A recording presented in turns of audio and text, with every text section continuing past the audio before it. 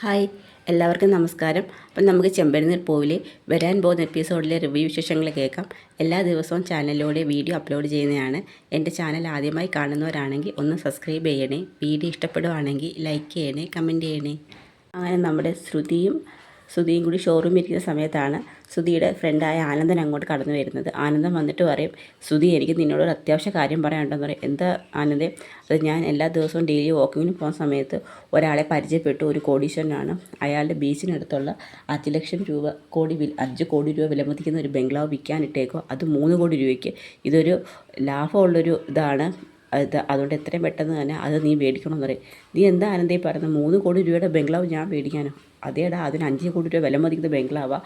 അത് മേടിക്കാൻ ആൾക്കാർ കറങ്ങി നടക്കും. ഞാൻ അയാളോട് സംസാരിച്ചപ്പം വളരെ ബുദ്ധിപൂർവ്വമാണ് അയാളുടെ സംസാരത്തിൽ എനിക്കത് അറിയാൻ കഴിഞ്ഞത്. അതുകൊണ്ട് ഇതിപ്പോൾ ലാഭത്തിൽ കിട്ടുന്നത് നീ എത്രയും പെട്ടെന്ന് മേടിച്ചിടണം. അല്ലെങ്കിൽ അഡ്വാൻസ് എങ്കിലും കൊടുത്തിട്ട് കഴിഞ്ഞാൽ നിനക്കത് മറിച്ച് വിൽക്കുകയോ എന്തെങ്കിലും ചെയ്യും. ഇത്രയും ലാഭത്തിൽ ഇത്രയും വലിയൊരു ബംഗ്ലാവ് കിട്ടത്തില്ല. ഇതാ നീ നോക്കുക, അതിൻ്റെ ഫോട്ടോസ് എന്നൊക്കെ പറഞ്ഞ് ശ്രുതിയും കാണിക്കുകയാണ്. അപ്പോഴത്തേക്ക് ശ്രുതി പറയും, ബംഗ്ലാവൊക്കെ കൊള്ളാം, രണ്ടുപേർക്കും ഇഷ്ടപ്പെടും. പക്ഷേ അത്രയും വലിയൊരു തുക കൊടുത്ത് ബംഗ്ലാവ് മേടിക്കാൻ ഞങ്ങൾക്ക് പറ്റത്തില്ല. അയ്യോ ശ്രുതി, ഇത് നിങ്ങൾക്ക് ലാഭത്തിൽ കിട്ടിയതാ. അത് ഞാൻ പറഞ്ഞില്ല, 5 കോടി രൂപ വിലമതിക്കുന്നതാ. 2 കോടി രൂപ നിങ്ങൾക്ക് എന്തായാലും ലാഭമാണെന്ന് പറയും. നിങ്ങൾ എന്തായാലും ബംഗ്ലാവ് പോയിന്ന് കാണുക. അയാൾ എന്നെ കണ്ട് സംസാരിച്ചപ്പോൾ ഞാൻ മനസ്സിലാക്കിയ കാര്യമാണ്, നല്ലൊരു കാര്യമായിട്ടാണ്. ഞാൻ നിങ്ങൾക്ക് ദോഷം വരുന്നൊന്നും ചെയ്യത്തില്ല. അതുകൊണ്ട് നിങ്ങൾ പോയി ബംഗ്ലാവ് കണ്ട് ഇഷ്ടപ്പെട്ടതിന് ശേഷം എന്ത് തീരുമാനിച്ചാൽ മതി എന്ന് പറയും.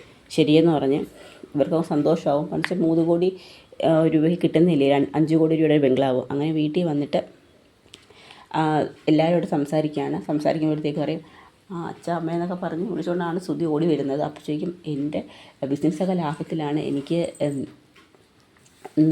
അഭിലാഷ് സാറിൻ്റെ പ്രോഡക്റ്റ് എല്ലാം നല്ല രീതിയിൽ സെയിലാവുന്നുണ്ട്. സാർ എനിക്ക് 10 ലക്ഷം രൂപ തന്നിട്ടുണ്ട്. ബിസിനസ്സൊക്കെ ലാഭമായതുകൊണ്ട് ഞാൻ അതുകൊണ്ട് അതിൻ്റെ സന്തോഷത്തിൽ ഞാൻ മേടിച്ചുന്ന സാധനങ്ങളാണെന്നൊക്കെ പറയും. ഇപ്പോഴത്തേക്ക് നോക്കുമ്പോൾ കുറേ കവറൊക്കെ ഇരിക്കുന്നു കയ്യിൽ. നോക്കുമ്പോൾ അതിനകത്ത് ഒരു ബോക്സ് എടുത്തിട്ട് ശ്രുതി ചന്ദ്രമതിയുടെ കൈ പിടിച്ചിട്ട് 2 വള ഇട്ട് കൊടുക്കും. ഇതെന്താ, സ്വർണ്ണ വളയോ? അതേ ആൻറ്റി, ഇത് ശ്രുതി ആൻറ്റിക്ക് വേണ്ടി മേടിച്ചതെന്ന് പറയും. ഇത് കാണുമ്പോൾ ചന്ദ്രമതി, എനിക്ക് ഏറ്റവും ഇഷ്ടപ്പെട്ട മോഡലാണല്ലോ ഈ വള, എന്ത് ഭംഗിയാണ് ഇത് കാണാൻ. വിവാഹത്തിന് മുമ്പ് മാത്രമേ എനിക്കിങ്ങനെ ഇതേ കണക്കുള്ള സർപ്രൈസൊക്കെ കിട്ടിയിട്ടുള്ളത്. എൻ്റെ അച്ഛൻ മാത്രമേ എനിക്ക് ഇങ്ങനെ സ്വർണ്ണമൊക്കെ മേടിച്ച് തന്നിട്ടുള്ളതെന്നൊക്കെ രവീന്ദ്രൻ്റെ മുഖത്ത് നോക്കി പറയും. എന്ത് നല്ല വളയാണ് ഇത്. എൻ്റെ മക്കൾ ഇത്രയും നല്ല ഉയർച്ചയിലൊക്കെ എത്തി. അല്ലെങ്കിൽ എൻ്റെ മോൻ നല്ല രാജയോഗമുള്ളവൻ, അവന് നല്ല കോടീശ്വര ഭാഗ്യമുണ്ട്, അവൻ നല്ല ബിസിനസ്സിലൊക്കെ നല്ല ഉന്നതിയിലെത്തും. ഇതെല്ലാം എനിക്ക് മുന്നേ അറിയാമായിരുന്നു. എൻ്റെ ഭാഗ്യമാണ് എൻ്റെ മോൻ എന്നൊക്കെ പറഞ്ഞ് ശ്രുതി ഒരുപാടങ്ങ് പുകഴ്ത്തുവാണ് ചന്ദ്രമതി. കാരണം സ്വർണ്ണവളയൊക്കെ കിട്ടിയല്ലോ.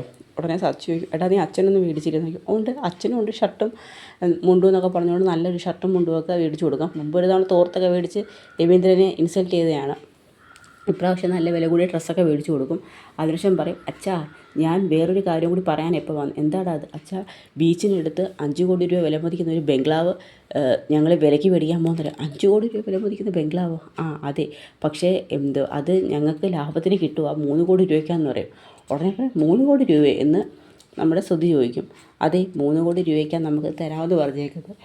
ഉടനെ പറയും, നീ വീടൊക്കെ മേടിക്കാൻ നല്ല കാര്യം, എന്തായാലും നിനക്ക് ജീവിതത്തിൽ ഉത്തരവാദിത്വമൊക്കെ ഉണ്ടായല്ലോ എന്നൊക്കെ പറഞ്ഞ് സച്ചിയും പറയും. സച്ചിക്ക് സന്തോഷമായി ശ്രുതി വീടൊക്കെ മേടിക്കാൻ നിൽക്കുമ്പോൾ. അതുകൊണ്ട് ഞങ്ങൾക്ക് ആ വീട് മേടിക്കണം, അതുകൊണ്ട് നമുക്ക് ഈ വീട്ടിൻ്റെ ഒരു ഷെയർ ഞങ്ങൾക്ക് തരണമെന്നൊക്കെ ശ്രുതി രവീന്ദ്രനോട് പറയും. ഉടനെ പിന്നെ വീടിൻ്റെ ഷെയർ തരാനോ? നീ ബംഗ്ലാവ് മേടിക്കുന്നതിന് ഞാനതിനെ വീട്ടിൻ്റെ ഷെയർ തരുന്നത് അതൊന്നും പറ്റത്തില്ല. പിന്നെ ഞാനങ്ങനെ മേടിക്കുക വെച്ചാൽ നീയല്ലേ ആദ്യം പറഞ്ഞത് നിനക്ക് ലോൺ എടുത്തൊക്കെ വീട് മേടിക്കാനുള്ളതെല്ലാം ചെയ്തു വെച്ചിട്ടുള്ളത്. നീ ലോൺ എടുത്ത് തന്നെ മേടിച്ചാൽ മതി. ഇപ്പോൾ അതിനുവേണ്ടി വീടൊന്നും ഷെയറൊന്നും ചെയ്യാൻ പറ്റത്തില്ലെന്ന് പറയും. എങ്കിൽ ശരി, ഞാൻ അല്ലാതെ മേടിച്ചോളാം എന്ന് പറയും. അങ്ങനെ അവർ രണ്ടുപേരും കൂടി വീടിൻ്റെ മുതലാളിയെ കാണാനായിട്ട് അങ്ങോട്ട് ചെല്ലുകയാണ്. ആനന്ദനുമായിട്ട് ശ്രുതിയും കൂടി ബീച്ചിനടുത്തുള്ള 5 കോടി രൂപ വില മതിക്കുന്ന ബംഗ്ലാവ് കാണാനായിട്ട് ചെല്ലും. പുറത്ത് നിന്ന് തന്നെ ബംഗ്ലാവ് കാണുമ്പോൾ ശ്രുതിക്കും ഒരുപാട് ഇഷ്ടപ്പെടും. കണ്ടില്ലേ, ഇത്രയും വലിയ വീടാണ് നിങ്ങൾക്ക് 3 കോടി രൂപ കിട്ടുന്നതെന്നൊക്കെ ആനന്ദം പറയും. അകത്തോട്ട് കയറി ചെല്ലുമ്പോൾ രണ്ടുപേരും അവരുടെ വീടിൻ്റെ ഉടമസ്ഥ രണ്ടുപേരും ഇങ്ങനെ നിൽപ്പുണ്ട്. അവരുടെ അടുത്ത് സംസാരിക്കും. ഇത് നല്ല വിലയുള്ള ബംഗ്ലാവാണ്, ഞാൻ ഇത് പൈസയ്ക്ക് ആവശ്യമുള്ളതുകൊണ്ടല്ല കൊടുക്കുന്നത്. എനിക്ക് ദുബായിലൊക്കെ ഒരുപാട് ബിസിനസ്സുണ്ട്, എനിക്ക് അതും നാട്ടിലെ ബിസിനസ് കൂടി കൊണ്ടുപോകാൻ പറ്റത്തില്ല. അതുകൊണ്ട് ഞങ്ങളങ്ങ് ദുബായ് സെറ്റിൽഡ് ആവാൻ ആലോചിക്കുകയാണ്. അപ്പം നാട്ടിൽ ഇത് ബംഗ്ലാവ് ഇവിടെ കിടന്നാൽ നശിച്ചു പോകും, അതുകൊണ്ടാണ് ഇത് വിൽക്കാനായിട്ട് നോക്കുന്നത്. പിന്നെ ഒരുപാട് പേര് വന്ന് നോക്കി, പക്ഷേ പൈസയല്ല പ്രധാനം, ഇത് വിൽക്കുന്നെങ്കിൽ നല്ലൊരു ബിസിനസ്സുകാരന് വിൽക്കണമെന്നാണ് എൻ്റെ ആഗ്രഹം. അതും ഒരു യങ് ബിസിനസ് ഐക്കണിന് വിൽക്കണമെന്നാണ് എൻ്റെ ഏറ്റവും വലിയ ആഗ്രഹം എന്ന് പറയും. അതുകൊണ്ടാണ് ആനന്ദം വന്ന് തൻ്റെ കാര്യം പറഞ്ഞപ്പം ഞങ്ങളത് പ്രൊസീഡ് ചെയ്യാൻ തീരുമാനിച്ചതെന്ന് പറയും. അപ്പോഴത്തേക്ക് ശ്രുതിക്ക് നല്ല സന്തോഷമാവും. ഇപ്പം നിങ്ങൾ എങ്ങനെയാണ് ഇപ്പോൾ റെഡി പേയ്മെൻറ്റ് എന്ന് മേടിക്കുന്നു അതോ അഡ്വാൻസ് എങ്ങനെയാ ചോദിക്കും. അത് സാറേ പെട്ടെന്ന് ഇത്രയും പൈസ ഞങ്ങളെ കാണത്തില്ല. ഒരു കാര്യം ചെയ്യും, നിങ്ങളൊരു 30 ലക്ഷം രൂപ അഡ്വാൻസ് തന്നാൽ മതിയെന്ന് പറയും. 30 ലക്ഷം അതെ, ഒരുപാട് പേര് വന്ന് ഈ വീട് നോക്കുന്നുണ്ട്. നിങ്ങൾക്ക് താല്പര്യമാണെങ്കിൽ നിങ്ങൾ അഡ്വാൻസ് ചെയ്യണം, അല്ലാന്നുണ്ടെങ്കിൽ വീട് കൈവരിച്ചു എന്ന് പറയും.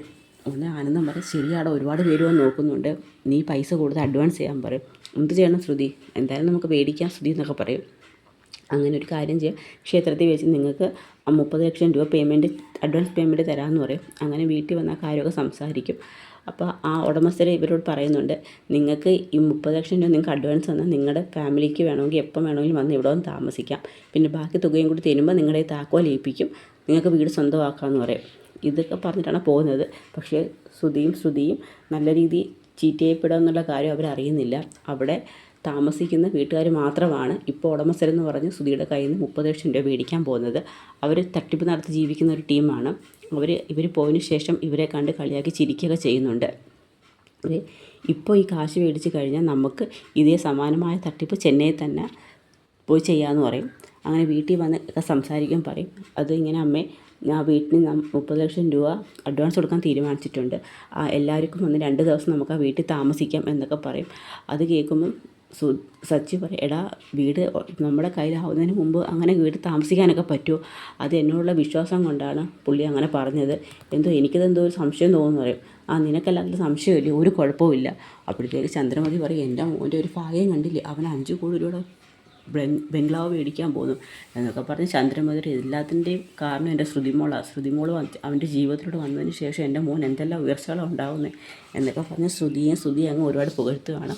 അതിനുശേഷം എല്ലാവരും കൂടി ചേർന്ന് ബംഗ്ലാവിലോട്ട് താമസിക്കാനായിട്ട് പോകും. അപ്പോൾ ആദ്യം ചന്ദ്രയും രവീന്ദ്രനും വർഷയും ശ്രീകാന്തും ശ്രുതിയും കൂടിയാണ് ചെല്ലുന്നത്. അതിനുശേഷമാണ് രേവതിയും സച്ചിയും കൂടി വരുന്നത്.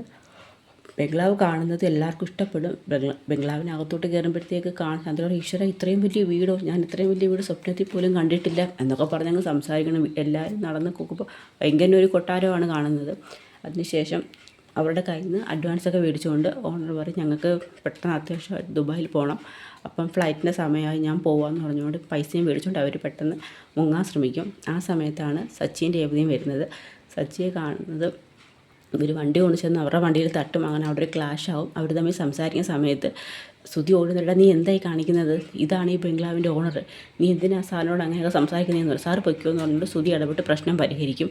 അവർ പൊയി കഴിയുമ്പോൾ ശ്രുതിയുടെ തോന്നുന്നത്, ഇതാണോ നിൻ്റെ ഈ ബംഗ്ലാവിൻ്റെ മുതലാളി? അതെ. എടാ, ഒരു മുതലാളി എന്തെങ്കിലും ഒരു റെൻറ്റ് കാറിന് വരുന്നതെന്ന് ചോദിക്കും. റെൻറ്റ് കാറോ? അതെ. എടാ, ഇത് വാടകയ്ക്ക് ഓടുന്ന ടാക്സിയാണെന്ന് പറയും. അത് പിന്നെ അത് നിനക്ക് കണ്ടെടാ, അതിൽ മഞ്ഞ ബോർഡ് വെച്ചേക്കാണല്ലേ, ഞാനൊരു ടാക്സി ഡ്രൈവറല്ലേ, എനിക്കറിയത്തില്ലെന്ന് ചോദിക്കും.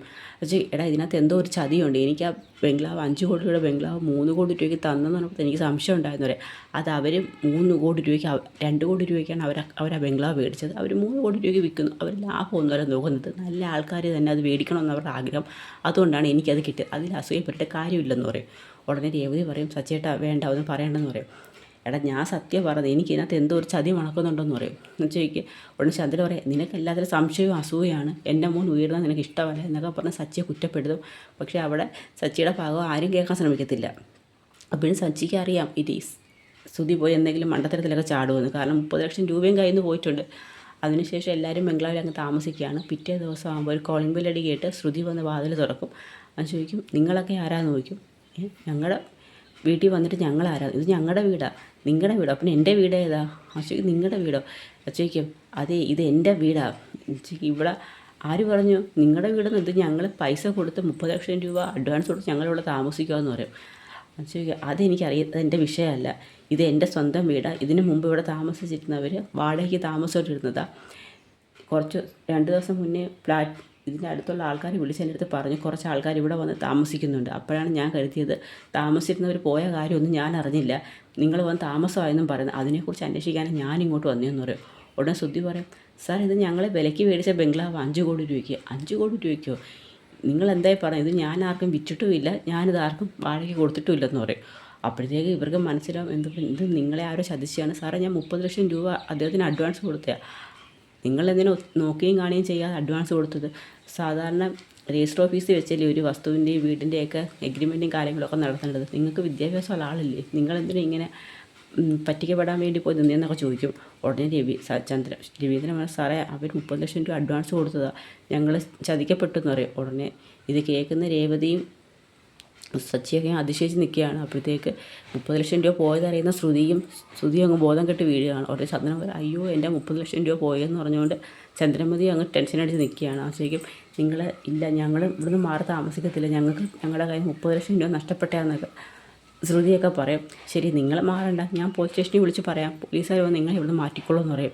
ഉടനെ രവീന്ദ്രൻ പറയും, സാറേ പോലീസിനൊന്നും വിളിക്കണ്ട, ഞങ്ങൾ സംസാരിക്കാം, എടാ ശ്രുതി അയാളെ വിളിക്കാൻ പറയും. അങ്ങനെ ശ്രുതി പൈസ കൊടുത്ത ആളെ വിളിക്കുമ്പോൾ ഫോൺ എടുക്കത്തില്ല.